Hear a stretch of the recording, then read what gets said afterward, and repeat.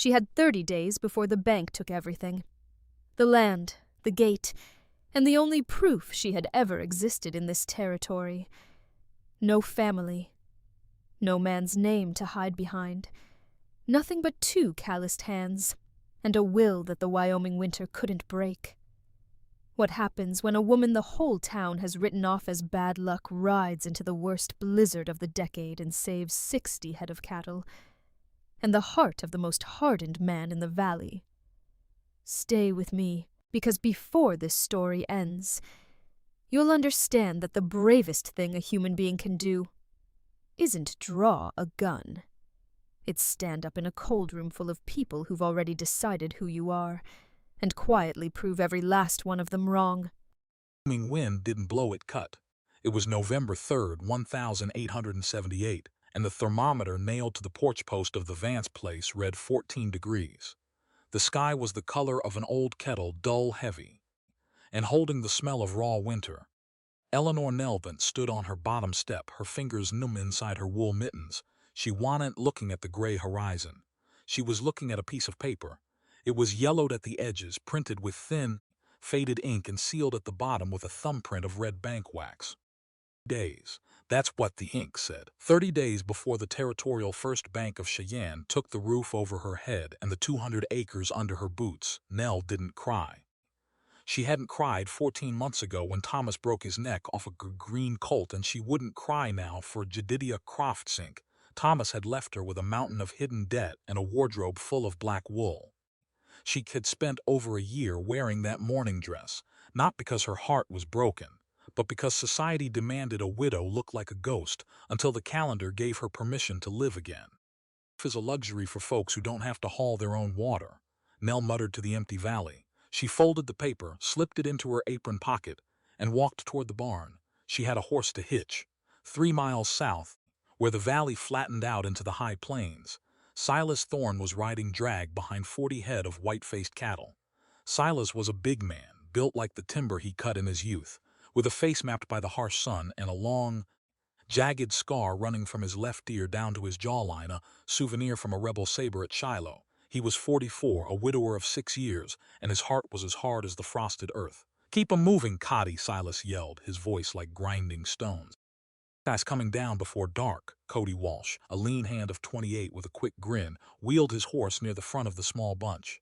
Next to Cody rode Abigail, Silas's 12-year-old daughter. She wore an old coat of her father's, oversized and tied at the waist with a piece of hemp rope.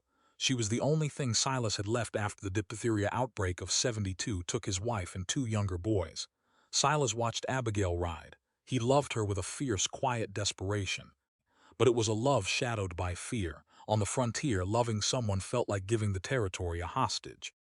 By a strict military discipline, keeping his distance from the town, from the church, and especially from the unlucky. In Silas' mind, a Guafua widow was a walking omen of loss. His own mother had been a widow 3 times over, and every man who touched her hand ended up under 6 feet of clay. As they neared the crossroads, the wind shifted, bringing the first white flakes of a freak squall. Through the swirling white, Silas saw a dark shape stranded in the middle of the trail. It was a wagon, a heavy farm wagon tilted hard to the left. The horse was rearing in the traces, its eyes rolling white with panic, and a lone figure in a heavy black was fighting the leather reins. Silas pulled his hat brim down. He recognized the horse. He recognized the dress. "Boss," Cody called out, slowing his mount. "That's the widow Vance. Looks like a busted axle." Silas didn't stop his horse. He didn't even look toward the wagon. "Keep the cattle moving, Cody. Go around by the creek trail." "But Pa," Abigail cried, her horse dancing in the snow. "She's all alone. The wind is picking on first." "Abby," Silas said, his voice flat, "the territory has a way of weeding out what isn't strong enough to stand on its own. We have 40 head to get to the winter pens." It was a harsh rule, but it was the law of the plains. In 1,800, it wasn't a community effort, it was a private account. If you couldn't maintain your own rig, you shouldn't be. Didn't listen. Before Silas could grab her bridle, the girl slid off her saddle, her boots crunching into the frozen mud, and ran through the snow toward the stranded wagon. "Abigail!" Silas roared. He swung his horse around, an oath tearing from his throat. All saw them coming. She had seen the big man on the black horse look right at her and then turn his face away. She knew what Silas Thorne thought of her. The whole territory looked at a woman without a man as a liability. A piece of broken machinery that belonged in the scrap heap. She didn't call out. She didn't scream for help. When the little girl ran up, her face red from the cold, Nell already had her cloak thrown over the wagon seat. Sleeves were rolled up, exposing forearms corded with lean muscle. Her bare hands were already turning a dangerous bruised purple against the frozen iron of the wheel hub. "Ma'am, are you hurt?" Abigail asked, breathless. "I'm fine, child," Nell said, her voice steady, rhythmically turning a heavy iron wrench, just a dry spindle. Thomas never did remember to grease the wheels before the frost. Silas' horse skidded to a halt a yard away. Kicking up clods of frozen dirt, he stayed in his stirrups, looking down at her from beneath his frozen hat brim. "Fool to be out here without a hand, Mrs. Vance," Sid said. "A blizzard in this country will kill a horse and a lone woman in 20 minutes. Nell didn't look up at him. She kept her weight on the wrench, her boots slipping on the icy mud. "A lone woman doesn't have the luxury of choosing her weather, Mr. Thorne. And I don't recall asking for your counsel." Silas didn't move. He expected her to cry. He expected her to beg him to use his strength to lift the wagon while she slid the jack underneath. That's what women did. They traded their tears for a man's muscle. But Nell just wiped a flake of snow from her forehead with the back of her sleeve, leaving a streak of black grease across her pale skin. She jammed a thick block of pine under the axle, using a fence post as a lever, and lifted the heavy wooden frame herself, her teeth gritted against the strain. Silas watched the muscles in her back bunch under the black wool. Breath hitched. He didn't see a helpless widow. He saw a person doing what he did every single day, fighting the land for an extra hour of life. He looked at her bare, purple hands that were split at the knuckles, worked to the bone, and refusing to give up. They looked exactly like his own. Silas slid down from his saddle. He walked over, his heavy wool coat brushing against her shoulder. He didn't ask permission. He grabbed the fence post, his massive arms taking the weight of the wagon easily. "Get the grease on the spindle," he grunted, quickly. Nell looked at him for one short second. Her gray eyes were cold, but she didn't argue. She reached into her toolbox, scooped a handful of thick lard, and smeared it over the iron axle. Together, working in absolute silence, they slid the wheel back into place and tightened the nut. When it was done, Silas stepped back, his chest heaving in the cold air. He didn't offer her his hand. He didn't smile. Nell pulled her sleeves down, her hands shaking slightly from the cold. She looked at the big man, then at the little girl who was watching them with wide, hopeful eyes. "Thank you," Nell said, just 2 words. "It's been clean as the winter air." Silas gave her a stiff nod. He climbed back onto his horse, pulling Abigail up behind his saddle. "Go straight back to your plate, Mrs. Vance. Don't stop for the gate." He turned his horse and rode back toward his cattle, the white snow quickly swallowing his silhouette. That night in the big timber house on the Thorne Ranch, Silas sat by the fireplace. The wind was howling outside, rattling the thick glass panes.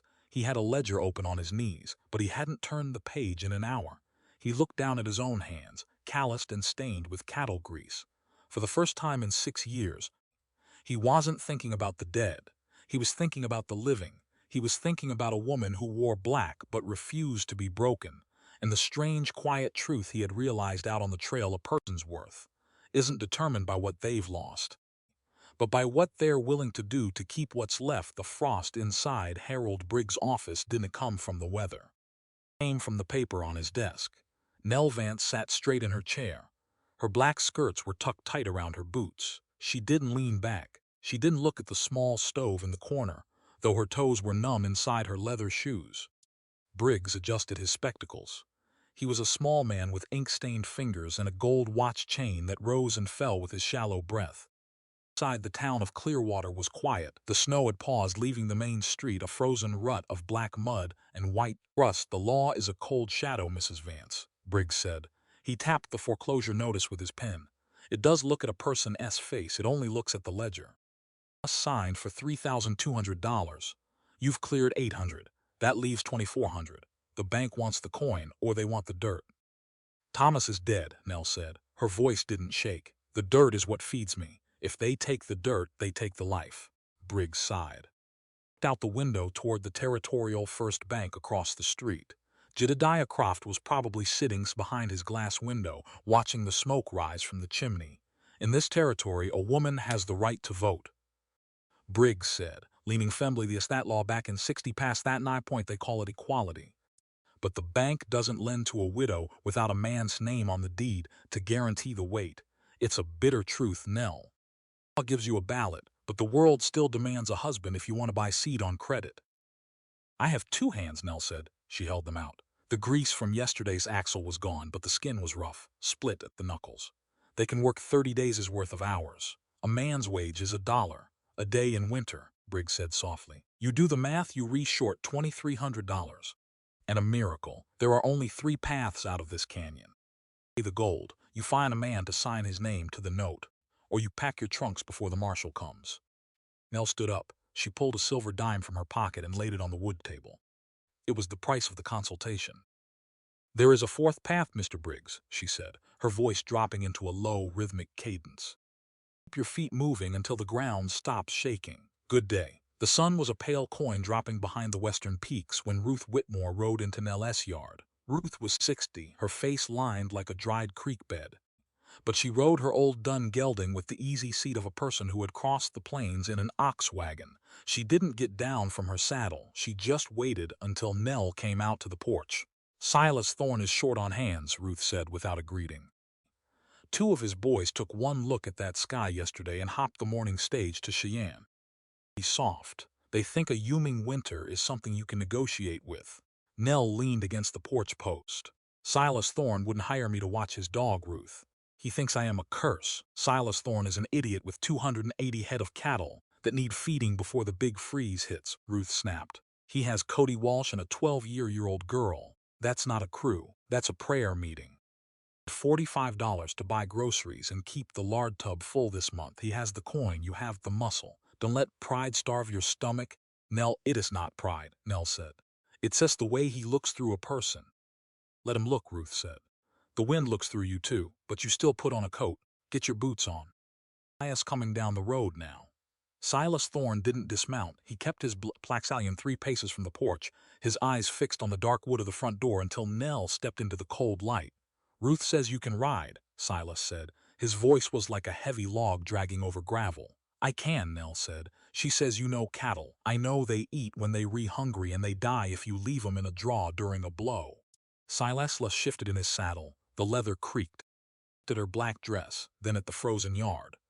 I don't want a woman in the bunkhouse, Mrs. Vance it ain't fittin' for the girl. And I don't believe in luck, but I don't go looking for trouble either. Nell took 2 steps down. Her eyes met his under the brim of her hat. I am not looking for a husband, Mr.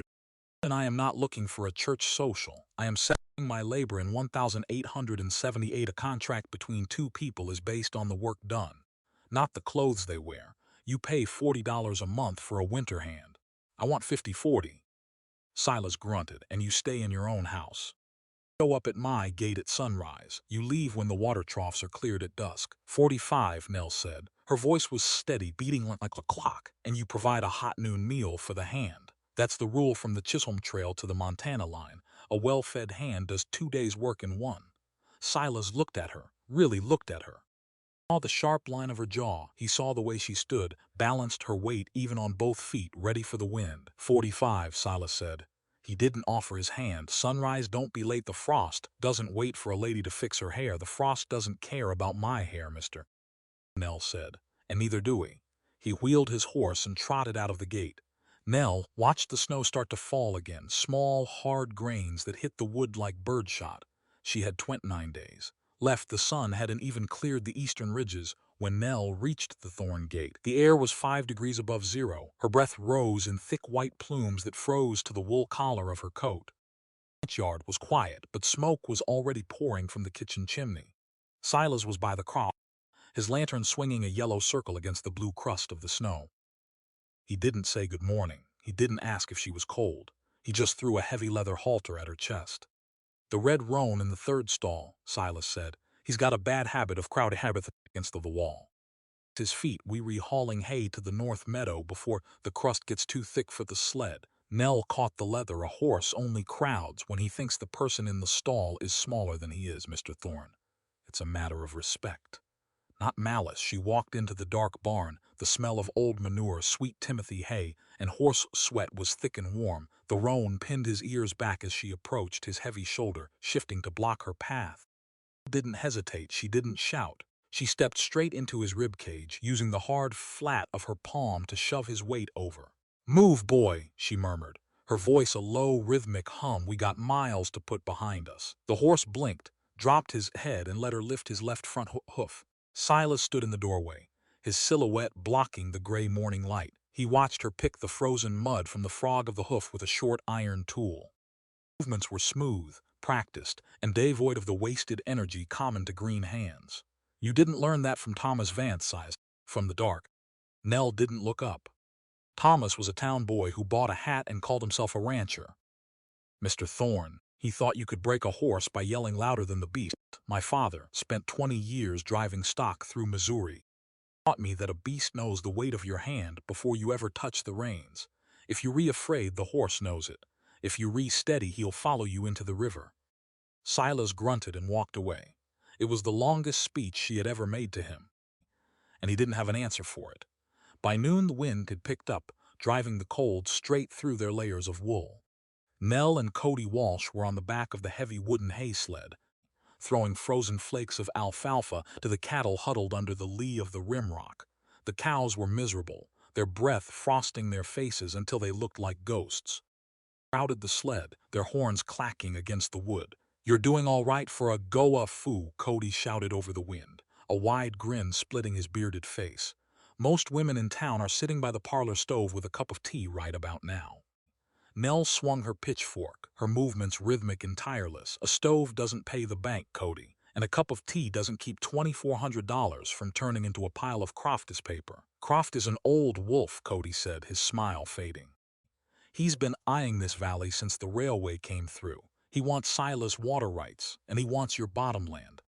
It's both. He controls the whole pass. He has to catch us first," Nell said. They finished the loop and drove the team back toward the main house for the noon meal.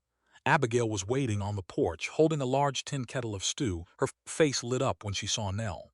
"I made the biscuits, Mrs. Vance," the girl called out. "They a bit hard, but Pa says they'll keep your teeth clean. A hard biscuit is just a handle for a good stew, Abigail," Nell said, stepping onto the porch. Pulled off her mittens and held her hands over the steam rising from the kettle. They sat around the long pine table in the kitchen. Silas sat at the head, his face dark, his eyes fixed on his plate. He ate with the quick, silent efficiency of an old soldier. Abigail sat next to Nell, her eyes moving between her father and the woman in black. "Pa," Abigail said into the silence. "Mrs. says we ought to check the spring branch before tomorrow. She says the ice is freezing from the bottom up." Silas stopped his spoon. He looked at Nell. "The ice freezes from the top down, Abigail. That's how water works." "Not in a shallow creek with a gravel bed, Mr. Thorne," said, her voice calm, matching the steady tick of the wall clock. "When the current is fast and the air drops below zero quickly, the water forms anchor ice on the stones at the bottom, builds up until it chokes the flow completely. If you don't break it out, the water backs up into the willow swamp and freezes solid. Then your cattle have nothing to drink but snow." Silas stared at her. His jaw tightened until the long scar on his face turned white. He had lost 10 head of calves 3 winters ago because the water had mysteriously run dry in the north pasture. He had blamed the wind. He had blamed the luck. Silas said, not breaking eye contact with Nell. "Take the axes after dinner. Check the spring branch." "Yes, boss," Cody said, his eyes darting between them. Nell finished her stew, wiped her mouth with a handkerchief, and stood up. She picked up her bowl and carried it to the dry sink. "Thank you for the meal, Abigail," Nell said. The biscuits were just right. As she walked out the back door, Silas watched her go. Down at the table, he could still smell the cold wool and grease she had brought into the room. It wasn't the smell of a lady. It was the smell of the plains. "Puh," Abigail whispered after the door clicked shut. "She's not like the others, is she?" Silas didn't answer. He turned his ledger page, but the ink looked like ruts in the snow, and he couldn't find the numbers he was looking for. "Black mud of Clearwater didn't just stick to your boots, it stuck to your name." Nell Vance rode her gold gelding past the dried store. The morning air was sharp, holding a bitter frost that made the horse breath come out in white puffs. She needed salt, she needed black thread, but mostly she needed to ignore the way the porch cleared when her horse stepped into the hitching rail. Morrison was standing by the big glass window of the millinery shop. She didn't look at Nell. She looked at the sky, her wool shawl pulled tight around her throat, but her shoulder nudged the preacher's wife. The whispers followed Nell like dry leaves scraping across a frozen porch, the widow alone on the Thorne place. Ain't decent. Not with a young girl in the house. Nell didn't look back. She tied her horse with a quick, neat slipknot, the kind that didn't freeze solid when the ice hit the rope. She stepped onto the wooden boardwalk, her black wool skirts rustling against the timber. The door to the bank opened. Jedediah Croft stepped out, his leather boots polished to a high shine despite the slush. He wore a heavy broadcloth coat with an otter fur collar. He looked like a man who owned the calendar, and he knew exactly how many days were left on Nella's note. 25. "Good morning, Mrs. Vance," Croft said. He smiled, but his eyes stayed as cold as a well bottom. A harsh winter to be out on the road. "You've been spending your days over at the Thorne Ranch." Nell stopped. She didn't flinch. "The road is public, Mr. Croft, and the labor is honest." "Clearwater is a small town, Nell?" Croft said, leaning against the porch railing. He took out a silver pocketknife and began to clean his fingernails. "People talk. Oh, a widow has to be careful with her reputation. An unmarried woman living out in the brush with a widower, it makes folks wonder if she's looking after the cattle or looking for a deed. It would be a pity if the bank had to accelerate the foreclosure because of a moral failure in the county." Nell took one step closer. The wind caught her black veil, pinning it against her cheek. "The law of this territory looks at the contract, Mr. Croft," Nell said, her voice dropping into that steady, rhythmic cadence. "It doesn't look at the talk on the porch. A mortgage is a matter of coin, not church pew seating. If you want my land, you'll have to wait until the 30th day. Until then, the dirt belongs to me, and my time belongs to whoever $45 a month for hand who can outwork any man in your ledger." Croft's smile went stiff. He closed the knife with a sharp snap. "The 30 days will go fast, Mrs. Vance. Snow always catches the ones who think they can outrun the frost." "I don't run, Mr. Croft," Nell said. "I walk, even when the mud is deep." 3 hours later, the gossip reached the Thorne Corral. Silas was checking the teeth on a young mule when the circuit rider, Preacher Patterson, rode into the good yard. Patterson was a good man, but his ears were too large, and his tongue was too quick to carry the weight of the town's worries. Silas didn't look up from the mule's mouth. "We're here for the collection box. Hey, Preacher, you're early. The cattle haven't gone to market yet." Patterson climbed down from his pony, his knees popping in the cold. "I am here about the widow. Silas folks in town are talking, they say it, and right for an unchaperoned woman. To be working the pens here, they say it's setting a bad example for young Abigail." Silas let the mule's lip drop. He turned slowly, his face dark, the long scar on his jaw turning a deep, angry purple. "Vance works the north pasture. She eats her noon meat at my table, with my daughter and my hand present. At dusk she rides 3 miles back to her own empty house. There ain't nothing in that arrangement but sweat. The world doesn't see the sweat, Silas," Patterson said, his voice soft, trying to soothe. "The world only sees the black dress and the lonely house. A man in your position with a daughter who needs a proper mother's, if you can't afford the shadow of a scandal. Croft is already talking about taking her place. Keep her on, people might think you're trying to combine the boundaries without a preacher's word." Silas looked toward the house. Through the kitchen window he could see Abigail sitting at the table. Nell was standing over her, showing the girl how to hold a bone needle to repair a torn stirrup leather. They weren't talking. They were just working, their heads bent together under the yellow light of the oil lamp. "A proper mother's influence," Silas muttered, his voice like dry gravel. "My wife knew how to die, Preacher. Knew how to leave me alone with 3 small graves and a girl who didn't know how to wash her own face. Nell Vance knows how to handle an iron jack, and she knows how to keep her mouth shut when the wind blows. That's the only influence my girl needs this winter. But the town doesn't haul my wood," Silas barked. "And the town does feed my cow." "Do you tell him that, Patterson? You tell him Silas Thorne is short on hands and long on memory." But when the preacher rode away, Silas didn't go back to the mule. He stayed by the fence, watching for the black horse carry Nell back toward the crossroads at sunset. He didn't follow her. The next morning when she arrived at dawn, he assigned her to the far timber line, 2 miles from the main house. He didn't look at her when he handed her the axe. He had let the town's poison into his own well, and he knew it. The third week of November brought a dead frost. The air didn't move. It just sat on the valley like an iron lid, dropping the temperature down to 5 below, 0 before the clouds even gathered. Nell found the first one in the willows by the creek. It was a 3-year heifer, her head down, her back arched like a frozen bow. A thick yellowish mucus was dripping from her nostrils, and her breath came out in short, rattling gasps. Nell didn't hesitate. She dropped from her saddle and knelt in the snow. She pressed her bare palm against the heifer's flank. The skin was hot, too hot for a day that could freeze water in the bucket. Nell yelled, her voice cutting through the silent timber. Get Silas now. By noon, 12 head were crowded into the isolation pen behind the big barn. They were all showing the same signs. Their eyes were glassy, their ears dropped, and 2 of the younger calves were already down in the straw, their legs twitching with a fever that was burning them out from the inside. Silas stood in the center of the pen, his heavy hands clenched into fists. His face was pale beneath the sunburn. It's the Texas fever, he said, his voice cracking. I saw it back in '71 down on the Red River. If it gets into the main bunch, we lose the whole herd before Christmas. Everything I've built, everything for Abby gone. Cody, Walsh rubbed his neck, his usual grin completely vanished. The vet in Cheyenne is 2 days' ride, boss. With this frost, he wouldn't make it past the pass before they're all meet. We shoot 'em, Silas said. He reached for the Winchester rifle, leaning against the rail. His hands were shaking.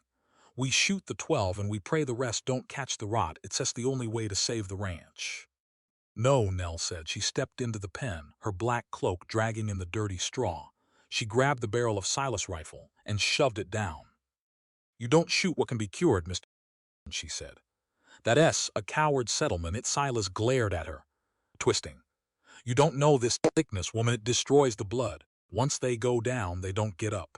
I know it better than you do, Nell said, her voice dropping into that rhythmic, authoritative beat that forced him to listen when I was 19.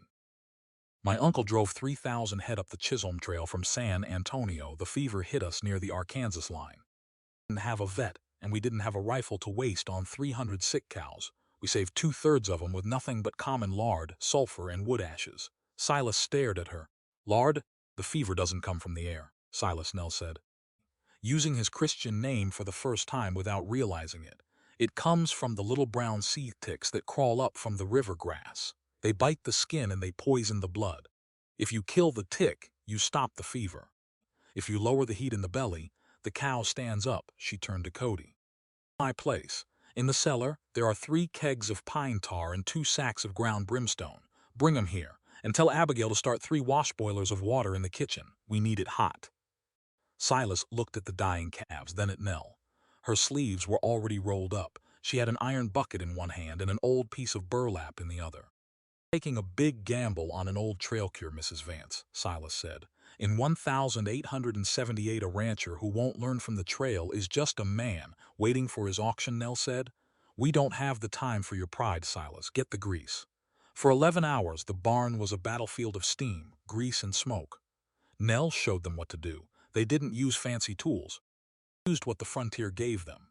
They mixed the pine tar with heavy axle grease and raw sulfur until it was a thick black paste that smelled like a volcano.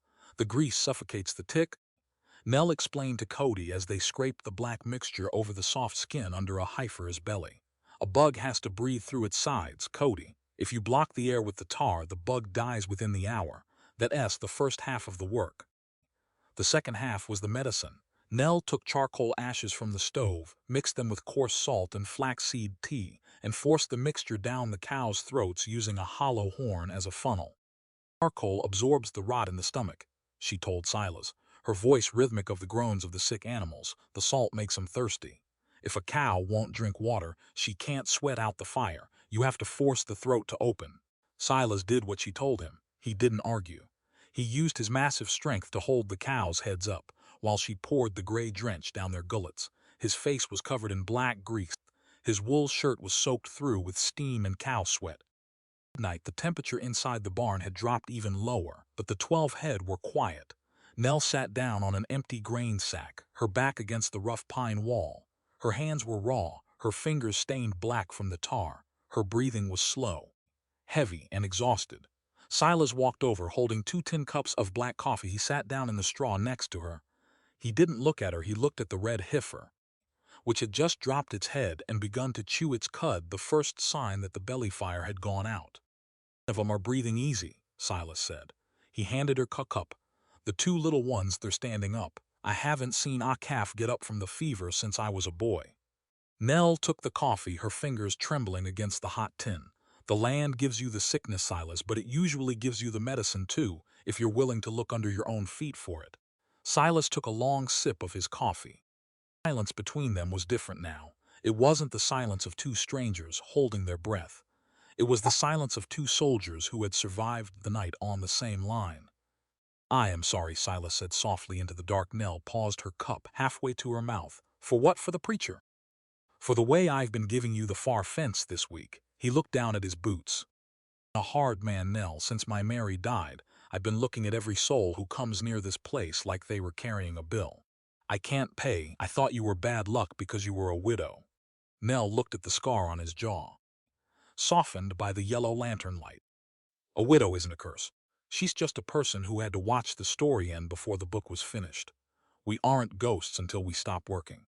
Silas turned his head and looked straight into her gray eyes. For the first time in 6 years, his heart didn't feel like a frozen stone. It felt like something that could melt, even if the winter was just beginning. "You're a good hand, Nell Vance," he said. "I am an expensive hand, Mr. Thorne," she said, a tiny rare smile touching the corners of her lips. "Don't forget the $45. He laughed, a short, rusty sound that he hadn't heard himself make in a long, long time. Outside, the first real flakes of the big blizzard began to hit the roof, but inside the barn, the heat of the living was holding the dark at bay. The wind didn't crawl through the cracks in the logs. It was the first week of December, and the high country was completely locked in. Cody Walsh had ridden into town before the drifts choked the creek road, leaving just Silas, Nell, and young Abigail in the big timber house. The kitchen table was covered in papers. There were yellow receipts from the cattle sales of 76 old freight bills from the Union Pacific line, and a tall stack of leather-bound ledgers that smelled of damp cellar and old salt. Silas sat at the head of the table, an oil lamp between his elbows, his eyes fixed on a column of figures that wouldn't balance. Nell sat across from him. She didn't look at his face. She looked at his pencil. Her black wool sleeves were turned back twice, showing her thin, strong wrists. "The freight company is overcharging you on the alfalfa seed," Silas, Nell said. Her voice was low, keeping time with the heavy brass pendulum of the wall clock. "Look here. May 10th they charged you 18 cents a hundredweight from Laramie. Standard territorial rate was 15 cents after the rail convention of 76 point. They've been skimming 3 cents off every sack you bought for 2 years." Silas dropped his pencil. He rubbed the long scar on his jaw, his fingers making a raspy sound against his stubble. "I'd doubt it. Thomas Vance used to say that a merchant in town has 3 K-scales, one for the buyer, one for the seller, and one for the devil when the sun goes down." "Thomas spoke about the scales because he never bothered to look at the ledger himself," Nell said softly. She dipped her steel pen into the ink pot. Her hand was steady. "Thought a gentleman didn't need to count the pennies. If his horse was sleek, that's why have 22 day a croft takes my gate." Silas leaned back in his chair. The wood creaked under his weight. He looked at the window, where the snow was hitting the glass, like handfuls of dry rice. "Croft wants stop with your bottom land," Nell, he got 3 mortgages on the timber sections north of the creek. "In this territory, the man who controls the winter grass controls the county. Old game. If you can feed the herd through January, you sell the brand for a nickel on the dollar." "Then we don't let him have the grass," Nell said. She turned a page in the ledger. Her fingers were ink-stained, but they moved with a quiet certainty. "You've got 80 cords of pine stacked behind the blacksmith shop, Silas. That more than this house can burn in 3 winters in town. They repaying $6 a cord for dry firewood because the railway camps cleared out the river bottoms. Sell the wood to the stage station. We credit the coin to my note." Silas watched her write. The yellow lamplight caught the silver threads in her black hair. "You have an old head for business, Mrs. Vance. A goafu has to have a head for everything." "Mr. Thorne," she said without looking up, "when my father died in Missouri, my mother spent 3 months waiting for her brothers to come settle the estate. Time they arrived, the lawyers had eaten the hogs, and the bank had taken the mules. That's when I learned that the law doesn't wait for a woman to finish her weeping. You either learn to read the small print yourself, or you hire a man who will read it to your disadvantage." Abigail came into the kitchen from the back pantry, carrying a pan of cold biscuits and a jar of plum preserves. She sat down next to Nell, her boots dangling inches above the floorboards. "Pa," Abigail said, her voice small in the big room. "The wind sounds different tonight. It sounds like someone's crying out by the corral. It's just the draft under the eaves." "Abby," Silas said, his voice softening as he looked at his daughter. "Go on and eat your bread. The stove is hot." Abigail didn't touch the biscuit. She looked at Nella's black dress. "Mrs. Vance, did your mother wear black when your father died?" "She did, Abigail," Nell said. "She laid her pen down on the blotter. She wore it for 2 years. When she was scrubbing the wash tub or feeding the chickens. It was the custom.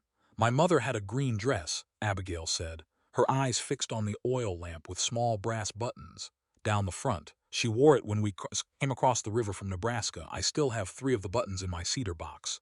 But I can remember her voice, Nell. I can remember what she said. When she put me to bed." The room went very quiet. The only sound was the hiss of the pine knot burning down in the stove. Silas looked away from his daughter, his head dropped, his big shoulders bunching under his flannel shirt. He looked like an old tree that had taken the wind from the north for too many years. "She used to sing that old hymn about the stormy banks of Jordan," Silas said. His voice was so low Nell had to lean forward to catch the words. She had a high voice, like a bird in the cottonwoods. "She took the fever. The water was frozen in the pitcher by her bed. I went out to find a heifer that had slipped her calf in the brush. I was gone 4 hours when I came back through the door. The room was cold. The boys were already gone, and Mary couldn't hear me when I called her name." He looked up at Nell. His eyes were bloodshot old with a guilt that had stayed in the marrow of his bones for 6 winters. "Traded my family for a 3-year-old cow, Nell. That's the ledger I've been carrying. Every time I look at the herd I see the price I paid." Nell didn't say it wasn't his fault. She didn't offer him the cheap comfort of a town lady. She reached across the table, her rough, calloused palm resting on the back of his scarred hand for 3 short seconds. Her touch was firm, heavy with the reality of the living. "The territory doesn't give you a choice about the timing," Silas, Nell said, her voice steady and rhythmic as a pulse.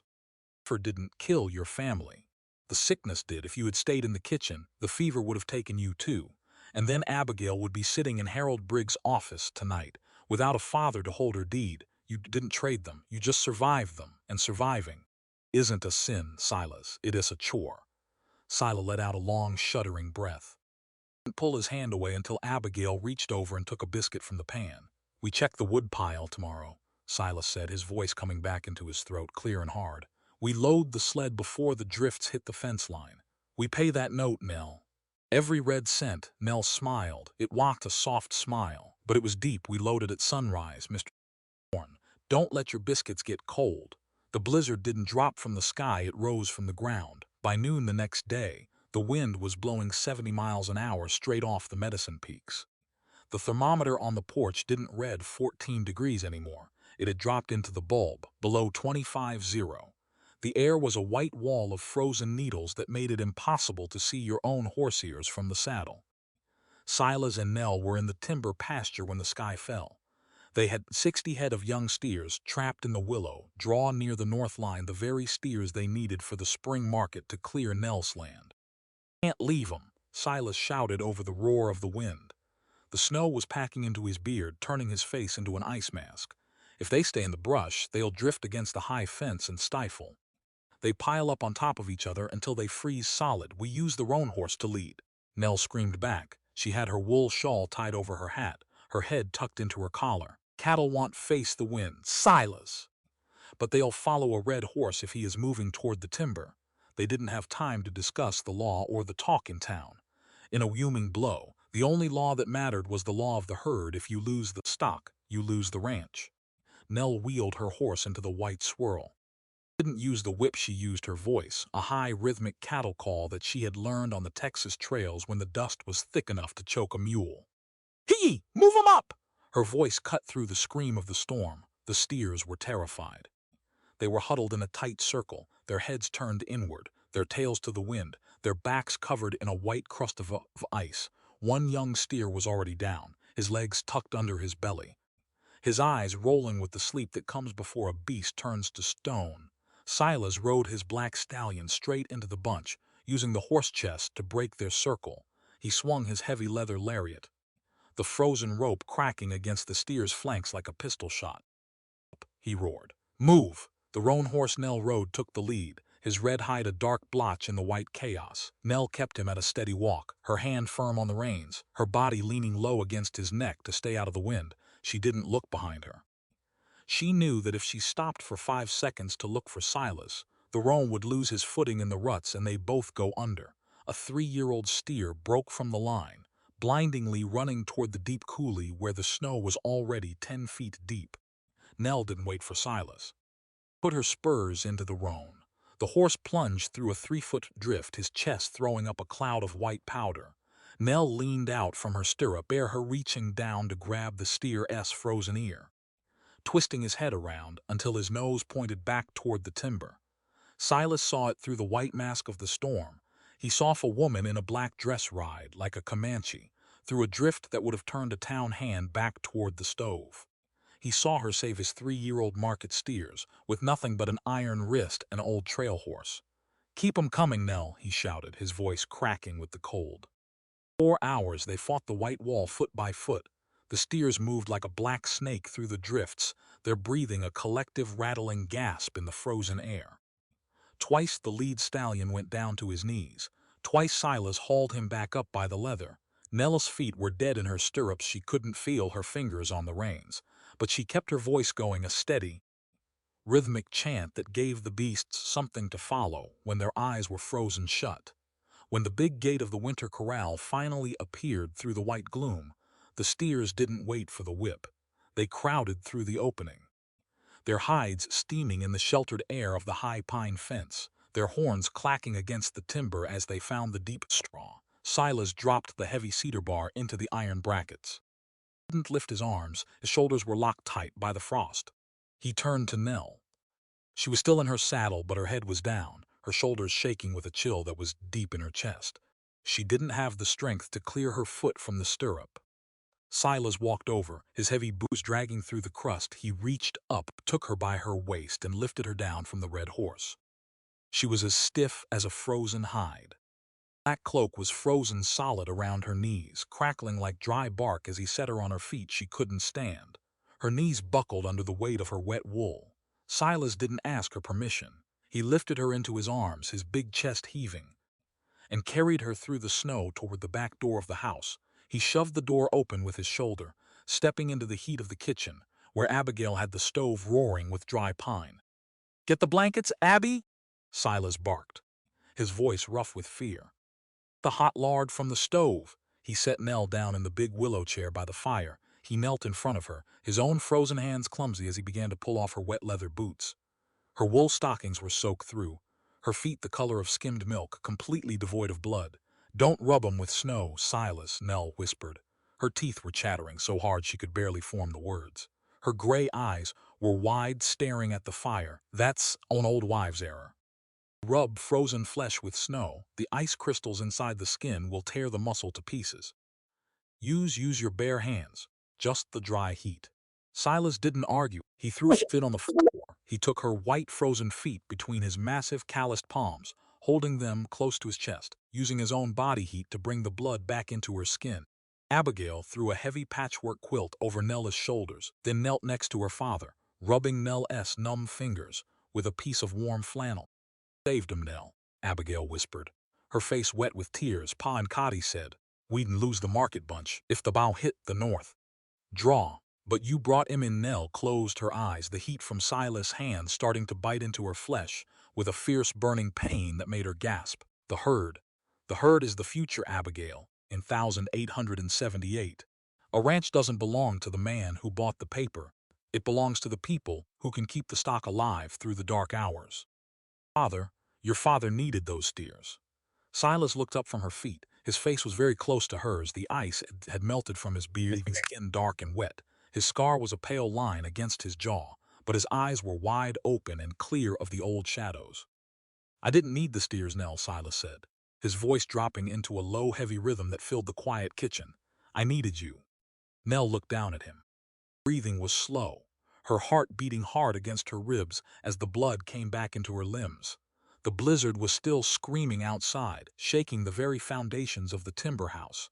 But between the fireplace and the willow chair, the ledger had finally balanced and the winter had lost its sting. The ink on the ledger didn't lie, but the man who held the pen did. By the second week of December, the storm had cleared, leaving the valley under a sharp blue sky that hurt the eyes. The snow was packed 4 feet deep across the meadows. It was hard enough to hold a wolf, but too brittle for a heavy wagon. Nell Vance sat at her own kitchen table. Her black morning dress was gone. She wore an old gray wool shirt of her father's, the sleeves pinned up at the elbows with brass safety pins. Nell's, her house was cold. The fire had died down to a handful of red eyes in the stove, but she didn't notice. She was looking at 3 sheets of paper she had pulled from Jedediah Croft's own trash barrel behind the bank 2 weeks ago, before the snow locked the town. Silas Thorne stood by the door. He was leaning his shoulder against the rough pine casing, his heavy winter coat open, his hat held in his large fingers. He looked out the small square window toward the road. "This rider went past an hour ago," Silas said. His voice was a low, slow rumble that matched the steady drop of meltwater from the eaves. "He's heading for the county seat. If he gets the judge to sign the final decree before the 30 days are up, the marshal will be out here with a black wagon by Friday." Nell didn't look up from the sheets. She was tracing a column of small, neat numbers with the blunt tip of her pencil. "He won't sign it, Silas," Nell said. Her voice had that crisp, rhythmic beat, like an iron shoe hitting a dry stone. "Here. This is the Territorial Usury Act of 1876 point. Thomas didn't just borrow $3,200. Croft adjusted the interest rate after the contract was witnessed. He's charging 22% on the principal. The territorial limit for an uncollateralized agricultural note is 12%. Anything above that isn't a debt, Silas." Fence. Silas turned from the window, his scar twisted as he scowled at the yellow paper. "The law in Cheyenne is 300 miles away, Nell. The judge in Clearwater is Croft's cousin. They eat their beef from the same platter. The judge in Clearwater doesn't hold the seal," Nell said. She stood up, her fingers smoothing out the wrinkled sheets. Her movements were calm, deliberate. She didn't have the frantic energy of a person who was about to lose her home. She had the steady, cold purpose of a hand who had seen the river rise before and knew exactly where the ford was. In 1878, the United States territorial courts took the authority away from local magistrates on matters of interstate banking, Nell said, looking straight at him. "The First Bank of Cheyenne uses the federal mail line to clear its drafts. That means they answer to the district attorney in Laramie, not to a cousin on the porch in Clearwater. If a contract is illegal at its root, Silas, it doesn't matter who signed it or who died after it was written. The law doesn't enforce a swindle." Silas walked over to the table, down at the sheets, then at her bare hands which were still healing from the frost of the north pasture. "You're going to fight him with ink, Nell." "I'm going to fight him with the truth, Silas," she said. "Ink is just the tool we use to keep the wolves from pretending they re-sheep." She folded the papers into a tight square, slipped them inside a heavy oilskin envelope, and sealed the flap with a drip of black candle grease. She handed the envelope to Silas. "You ride to the stage station," she said. "The driver, Old Man Miller, takes the Laramie pouch at noon. You put this into his hand. Don't give it to the postmaster in town. The postmaster is Croft's brother-in-law, and an envelope like this has a habit of falling into the wood stove before the mail wagon leaves the creek." Silas took the oilskin. His fingers brushed hers, and for a short second his hand tightened around her wrist. "And what are you going to do while I'm on the ridge, Nell?" "I'm going to wash my floor, Mr. Thorne," she said, her eyes softening just enough for him to see the light in them. "And then I'm going to bake a loaf of rye bread. A house smell like a courthouse when the sun goes down." Silas gave her that stiff soldier's nod, jammed his hat down over his forehead, and walked out into the bright white yard. Nell watched him go. She didn't start the wash bucket right away. She stood by the window until the black horse and the big man had cleared the timber ridge. She had 21 days left on the calendar, but for the first time Thomason died, she wasn't counting the hours she was waiting for them. The Sunday service at the Clearwater Methodist Church was usually a quiet affair. The stove in the back was too small for the room, so folks sat in their pews with their heavy coats on, their breath rising like little clouds toward the bare pine rafters. But today the room was packed to the doors. Jedediah Croft sat in the front pew, his broadcloth coat unbuttoned to show his velvet waistcoat.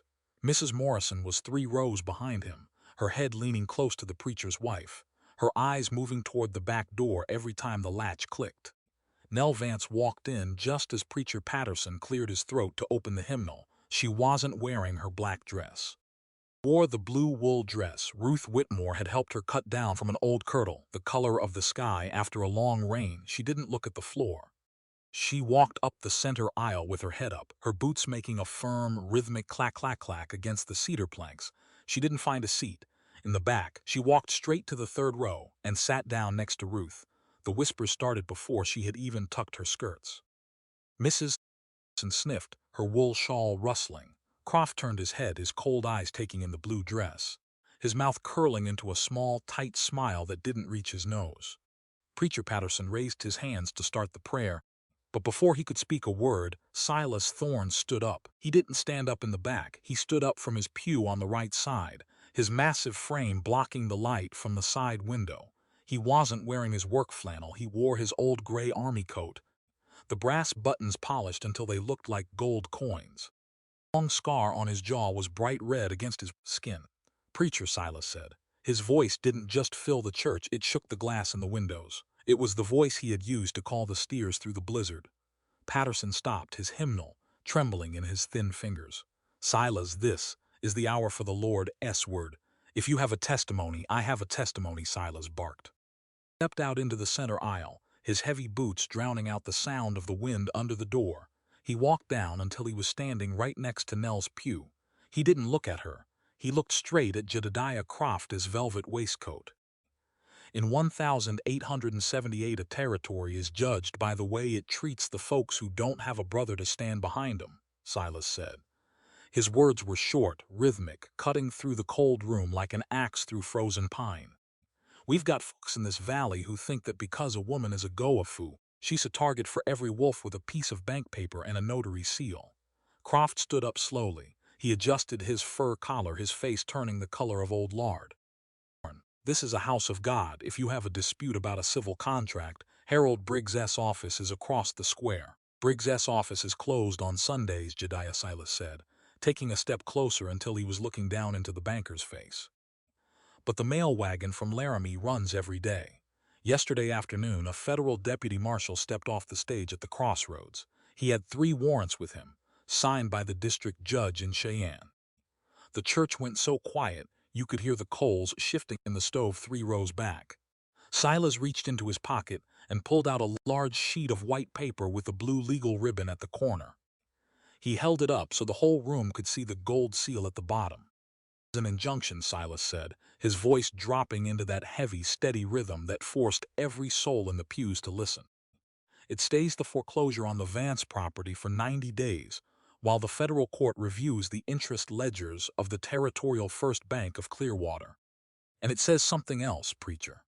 It says that any man who uses a fraudulent debt to harass or intimidate a citizen of this territory is guilty of a misdemeanor against the United States government." He looked at Mrs. Morrison, then at the preacher's wife. "A woman-esque character isn't something you can trade for a piece of bottomland on the porch of the store.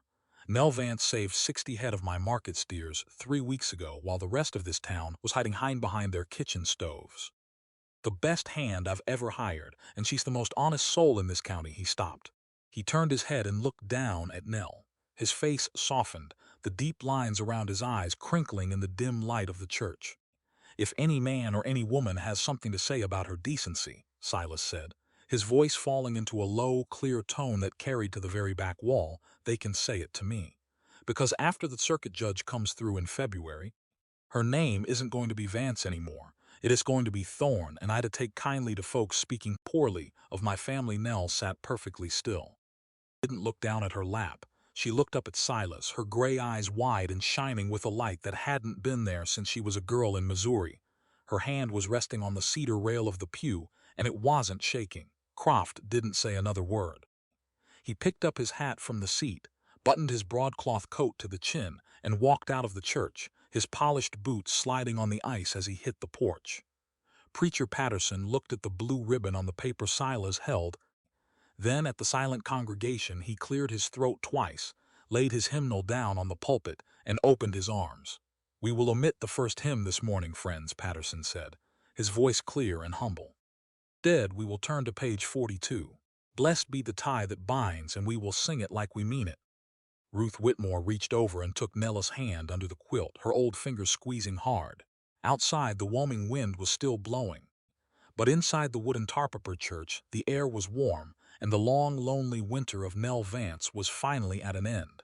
The spring didn't come to the Wyoming territory with a rush of green. It came with the sound of water running under the ice. It was late February, 1879 point. The massive snowdrifts that had choked the valley since November were flattening out, turning into gray, porous crusts that sank an inch a day into the black loam. The air smelled of wet earth, old pine needles, and the clean, sharp scent of melting frost. The small church in Clearwater was warm this morning. The little stove in the back was actually working. Fed with the dry pine block Silas had hauled from his ridge pile. There were only 30 people in the pews, not the whole town, just the ones who had stood fast when the wind was high. Ruth Whitmore sat near the front, her old hands resting on her knees, her face split by a smile that made her wrinkles look like paths on a familiar map. Cody Walsh stood near the altar, his boots cleaned of grease, his hair combed flat with a bit of rosewater he'd bought from the stage driver. Nell didn't wear white wool. It was for the girls who hadn't seen the frost, girls who thought life was a story written in a clean book. She wore the blue dress Ruth had helped her finish, the color of the sky when the rain stops and the clouds break over the Medicine Peaks. She walked down the short aisle alone. No one led her by the arm. On the frontier, a woman who had saved her own dirt didn't need a man to hand her over to another. She carried her own weight. Silas was waiting for her by the altar rail. The gray army coat was gone, replaced by a clean white linen shirt and a dark vest that fit tight across his massive shoulders. His face was pale, his long scar standing out like a white wire against his jaw, but his eyes were steady. They didn't move from her face from the moment her boots hit the cedar planks. Preacher Patterson opened his black book. He didn't use the long, fancy words from the Chicago hymnals. He looked at the two of them, then out at the small crowd of neighbors who had survived the longest winter in a decade. "In this country," the preacher said, his voice dropping into that slow, rhythmic cadence of the high plains, "marriage isn't a social arrangement to be toasted with sweet wine. Covenant between two people who have looked at the worst the territory can throw at them and decided they'd rather face the next blow together than apart. It's an agreement based on the work done, the cattle saved, and the truth told in the dark hours." He turned his page. "Silas Thorne, do you take this woman to be your lawful wife?" Silas didn't just say the words, he spoke 'em, so the folks in the back row could feel the weight of 'em. "Margaret Eleanor Vance," Silas said, using her full name for the first time. His voice a low, deep rumble that filled the pine rafters. "I take you because you are, not because I want to change you, and not because the ranch needs a mistress. I take you because your hand fits mine on the lever, and because I don't want to look at the ridge tomorrow without seeing your blue dress by the gate. I swear before this house that I will see you as you are every day in the light and in the shadow, and I won't let the dead sit at our table anymore." Nell looked up at him. Her gray eyes were clear, holding the light from the side window. Her voice was smaller than his, but it had that same rhythmic, clock-like beat that had carried her through the 30 days. "Silas Thorne," Nell said, "I take you because I choose to, not because the bank was at my door, and not because I'm afraid of the empty house. This is the first time in 38 years I've said those words to a soul and meant the whole weight of them. I give you my labor, I give you my counsel, and I give you my name. Stay on your line when the storm hits, and I will expect you to stay on my prayer." Preacher Patterson looked down at the book, then up at the side aisle. "Who stands for this woman's new house?" The pews were quiet. No uncle had come from Missouri, no brother was there to answer, but Abigail Thorne stood up. The 12-year-old girl walked out from the right-hand pew, her boots neat on the floor, her face serious beneath her braided hair. She wore the green dress with the brass buttons her mother had brought from Nebraska, but she had mended the hem herself with the black thread Nell had given her. "I stand for her, preacher," Abigail said, her young voice clear in the quiet room. "I stand for her because she chose us when the cattle were freezing in the draw. She gave me the needle, and she gave my pa his eyes back. If she's coming into our house, she's coming because we need her to teach us how to stay alive." Silas reached down. his massive, calloused hand taking Nell's fingers. He didn't just slide the plain gold band onto her knuckle. He held her hand like a man who had finally found the stable rope in a whiteout. "By the authority given to me by the territory of Wyoming," Patterson said, his hand rising in a blessing, "I call you man and wife. What the land has brought together through the ice let no man break with ink."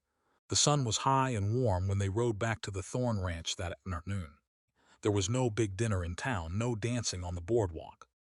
Whitmore had roasted a side of venison, and they ate it around the long kitchen table with Cody and the preacher, 6 people sitting together while the gray water from the roof ran down the window panes in steady, shining ruts.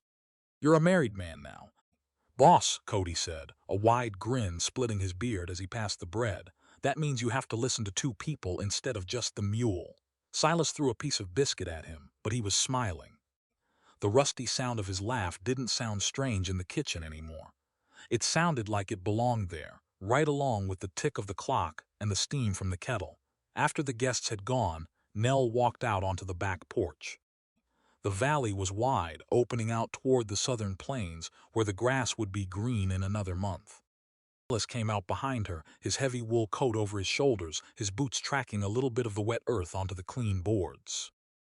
"We aren't selling the Vance place, Nell," Silas said. He leaned his arms on the railing next to her, looking out at the distant timber ridge where her house sat. Nell tucked her hands into her apron pockets. "The bank note is clear, Silas.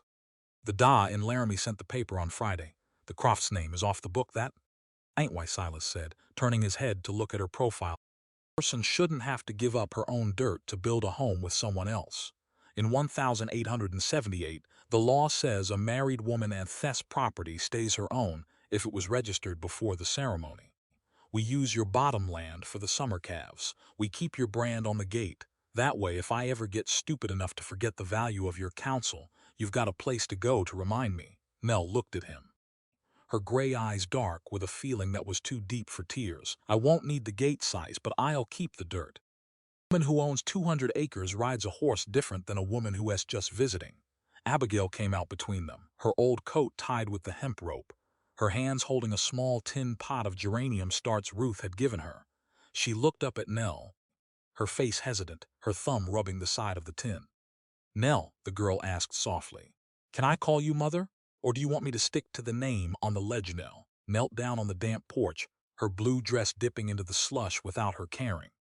She took Abigail's small, cold hands between her own rough palms, holding them tight against her chest, right where the pulse was beating steady and true. "The ledger is for the bank, Abigail," Nell said, her voice dropping into that low, rhythmic hum that had tamed the roan horse in the barn.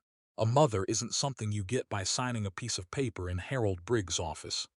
Mother is the person who stays in the kitchen when the water is frozen in the pitcher, the person who shows you how to take the next stitch when the thread is tangled. Your mother who died, she gave you the green dress and the brass buttons. I can't take her place, child, but I can give you the next 30 years if you're willing to take the work with the rest of it." Abigail didn't answer with words. She threw her arms around Nella's neck, her face buried in the blue wool, her small shoulders shaking with a quiet, happy sob that had been waiting inside her since the diphtheria winter of 72.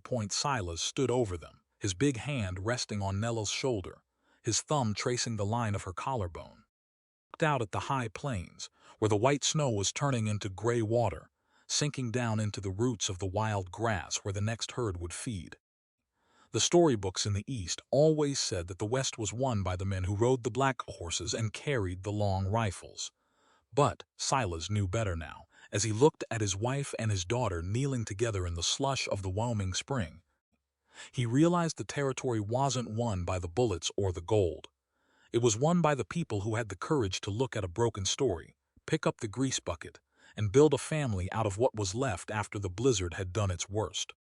That was the true heritage, the real legacy of the frontier. It wasn't written on stone monuments in Cheyenne, and it wasn't printed in the territorial newspapers. Kept in the rough hands that knew how to hold a needle and a halter rope at the same time, hands that refused to go cold until the spring had finally cleared the road. The opinions, actions, and decisions expressed by the characters in this story do not reflect the views or beliefs of the author. Certain scenes may contain dramatic situations, emotional conflict, or morally complex behavior intended solely to serve the fictional storyline and enhance the audience viewing experience. If this story stirred something in you, let it live beyond this moment. Leave a like. Share it with someone who needs to hear it. Drop a word in the comments. And subscribe so the next story finds you before the next storm rolls in. What this story ultimately gives us is not a love story in the conventional sense. It gives us something far more enduring and far more honest than that.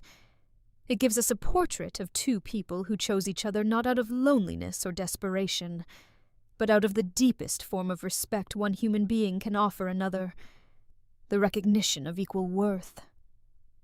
From the very first moment, Silas Thorne rode past that broken wagon on the frozen trail. This story is asking us a question that cuts right to the bone. What does it mean to truly see another person? Silas looked at Nell Vance in that icy rut and saw a woman in a black dress, a widow, a walking omen of loss. Everything the frontier had taught him to fear. And yet it was her hands that cracked the wall open. Hands split at the knuckle. Hands that didn't reach for help. Hands that simply kept turning the iron wrench in the cold until the wheel was back on its axle. This story is a reminder that the most honest measure of a person has never been their title, their gender, their grief, or the papers filed against their name in the bank ledger.